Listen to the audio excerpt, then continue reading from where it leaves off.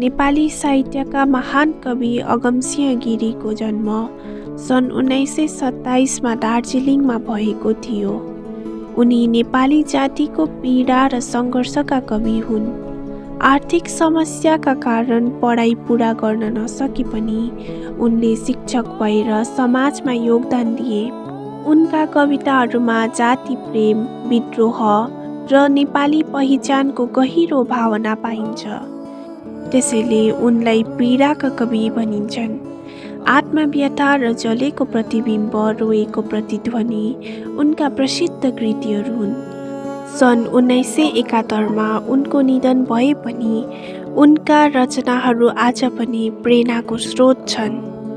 छोरोलाई यो कविता अगमसिंह गिरीद्वारा लेखिएको एक प्रेरणादायक कविता हो। यसमा कविले नयाँ पुस्तालाई साहसी, सङ्घर्षशील र जागरुक बन्न आग्रह गरेका छन्। कविताको पहिलो अनुच्छेदमा ए छोरो त बनिदे यस जगको तिखर काँडा, अमृतको कण नबन बनिदे नाशक विषको भाँडा, चोट पुर्याए बरु खोट लगा बनिदे पत्कै निर्मल सुल, निठुर नबन कुल्चिन्छन् है नबन त सुन्दर फुल। यस अनुच्छेदमा कविले छोरो भनेर युवाको जीवनलाई बलियो र साहसी बन्न आग्रह गरेका छन्। उनले भन्छन् कि फुल जस्तो नरम र सुन्दर भएर अरूले सजिलै कुल्चिने होइन, काँडा जस्तो कठोर र शक्तिशाली बन्नुपर्छ। कविले अमृत भनेर मिठास बन्नुभन्दा विष, कठोरता बन्नु ठिक हुन्छ भनेका छन्, जसले अन्याय र गलत कामको विरोध गर्न सकोस्। यहाँ काँडा र सुलग प्रतीक प्रयोग गरेर उनले देखाएका छन् कि जीवनमा सङ्घर्ष र अरूको गलत काम रोक्न कडा बन्न आवश्यकता हुन्छ। सङ्ग्राममा यो अनुच्छेदले युवालाई कमजोर नभई आत्मबल भएको, निडर, अन्यायको विरुद्ध उभिने व्यक्ति बन्न प्रेरित गर्छ। कविताको दोस्रो अनुच्छेदमा नगला नजला मुटु त तेरो, आँसु नबन यहाँ रोदनको, यहाँ हाँस्न नसिक त आँसु मिची बरु बोली बनिदे क्रन्दनको, ए बाबु त यस युगको लाटो निर्दो दुब्लो अस्तित्व नबन, मुर्दा जस्तो यस्तो मान्छे कातर बिरु अस्तित्व नबन।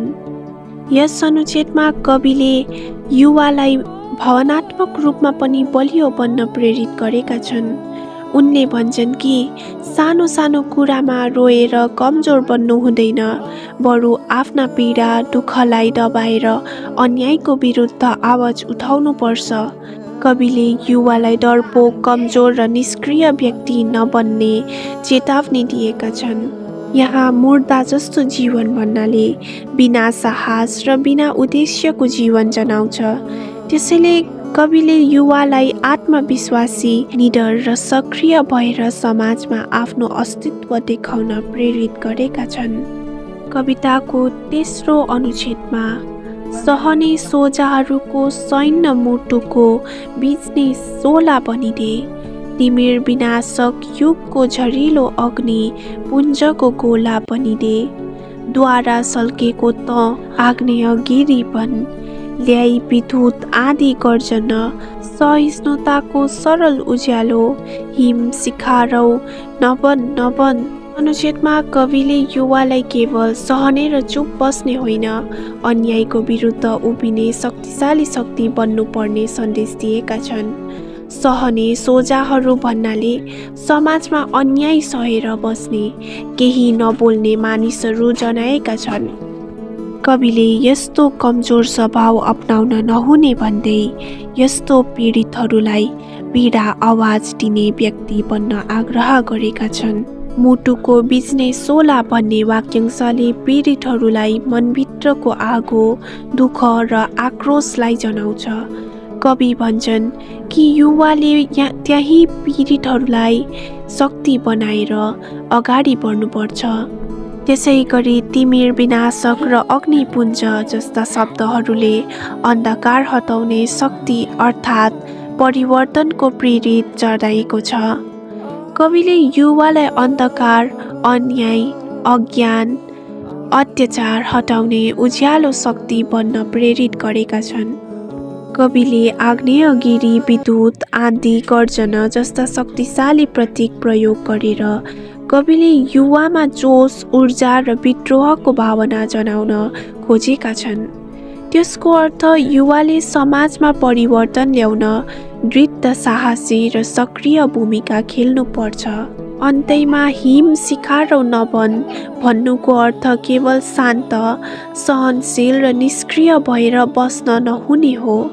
अनि सहिष्णुता राम्रो गुण हो, तर अन्यायका अगाडि चुप लागेर बस्नु गलत हो भन्ने सन्देश कविले दिएका छन्। यस अनुच्छेदमा युवालाई जागरुक, ऊर्जावान, विद्रोही र परिवर्तन ल्याउने शक्तिशाली व्यक्तित्व बन्ने प्रेरित गरेका छन्।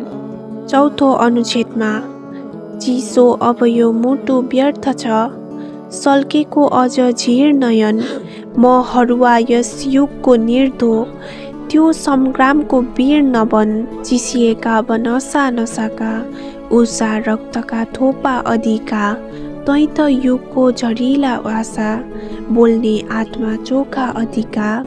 यस अनुच्छेदमा कविले वर्तमान अवस्थाप्रति गहिरो निराशा र चिन्ता व्यक्त गरेका छन्। चिसो मुटु भन्नाले मानिसहरूको भावनाहीनता, उद्देश्यहीनता र निष्क्रियता जनाउँछ। कवि भन्छन् कि अब यस्तो चिसोपन बेकार छ, मानिसभित्रको जोस र भावना हराउँदै गएको छ। म हरुवा यस युगका भन्ने वाक्यले कविले आफ्नो पीडा र असन्तोष प्रकट गरेका छन्। उनी यस युगमा साहसी र सङ्घर्षशील व्यक्तिहरूको अभाव देखाएका छन् र उनी दुखी भएका छन्। सम्राङ्गनको वीर भन्नाले समाजमा लड्ने, अन्यायको विरोध गर्ने मानिसहरू कम हुँदै गएको सङ्केत गरिएको छ। तर त्यसैबीच कविले आशा पनि देखाएका छन्। तै त युगको झरिलो आशा भनेर उनले युवालाई भविष्यको आशा भनेका छन्। युवामा अझै तातो रगत, ऊर्जा र परिवर्तन ल्याउने शक्ति रहेको कुरा बताएका छन्। यस अनुच्छेदले वर्तमान समाजको कमजोरी देखाउँदै युवामा आशा राखिएको सन्देश दिएको छ कि उनीहरू नै परिवर्तनका साँचो आशा हुन्। पाँचौं अनुच्छेदमा हाँसो जम्मै लुटिएको, कसरी आँखा अझ रसाएको किन, नेपालीको स्वाधीन मनमा साङ्लो झन्झन कसिएको किन, लुटिएको अब छिनछिनाएको सब, गत गौरवको नासो यिनको, जा बाबु त लडिकिन लिदे, फुट्केको त्यो हाँसो यिनको। यस अनुच्छेदमा कविले नेपाली समाजको दुःखद अवस्थाबारे प्रश्न उठाएका छन्। हाँसो लुटियो भन्नाले मानिसहरूको खुसी हराएको जनाउँछ। आँखा रसिएकोले दुःख र पीडा झल्काउँछ। स्वाधीन मनमा साङ्लो कसिएको भन्नाले स्वतन्त्र हुनुपर्ने मानिसहरू अझै बन्धनमा बाँधिएका छन् भन्ने अर्थ दिन्छ। यहाँ कविले सामाजिक, आर्थिक र मानसिक दासत्वको अवस्था चित्रण गरेका छन्। अन्त्यमा कविले युवालाई आह्वान गर्दै भनेका छन्, जा बाबु त लडिकिन लिदे, अर्थात् तिमी उठ, सङ्घर्ष गर र हराएको खुसी र गौरव फिर्ता ल्याऊ भनेका छन्। यो अनुच्छेद युवालाई अन्याय र बन्धनको विरुद्ध लड्न र आफ्नो समाजको सम्मान र खुसी पुण्य प्राप्त गर्न प्रेरित गरेका छन्। कविताको 6औं अनुच्छेदमा ए छोरो त अघि जा, अझ अघि जा, युगको नवअभिलाषा बनिदे, बाटो खोज्ला युग तेरै पछि पछि, दावानलको ज्वाला बनिदे, ए छोरो त बनिदे, यस जगवनको तिक्खर काँडा, अमृतको कण नबन बनिदे, नाशक विषको भाँडा। यस अन्तिम अनुच्छेदमा कविले युवालाई अगाडि बढ्न र नेतृत्व लिन प्रेरित गरेका छन्। अघि जा भन्नाले डर नमानी आफ्नो लक्ष्यतर्फ अघि बढ्नुपर्छ भन्ने सन्देश दिन्छ। युगको नव अभिलाषा बनिनेले युवालाई नयाँ युगको आशा र सपना बन्ने आग्रह गरेको हो। कवि भन्छन् कि यदि युवाले बलियो र साहसी बन्ने भने संसार नै उनीहरूको पछाडि लाग्नेछ। दावानलको ज्वाला जस्तो शक्तिशाली बन्नु भनेको समाजमा परिवर्तन ल्याउने ऊर्जा र शक्ति बन्नु हो। अन्त्यमा कविले फेरि सम्झाउँछन् कि जीवनमा नरम र कमजोर होइन, कठोर अन्यायको विरोध गर्ने व्यक्ति बन्नुपर्छ। यो अनुच्छेदले युवालाई नेतृत्व, साहस र परिवर्तनको प्रतीक बन्ने प्रेरित गर्दै कविता समाप्त गर्छ।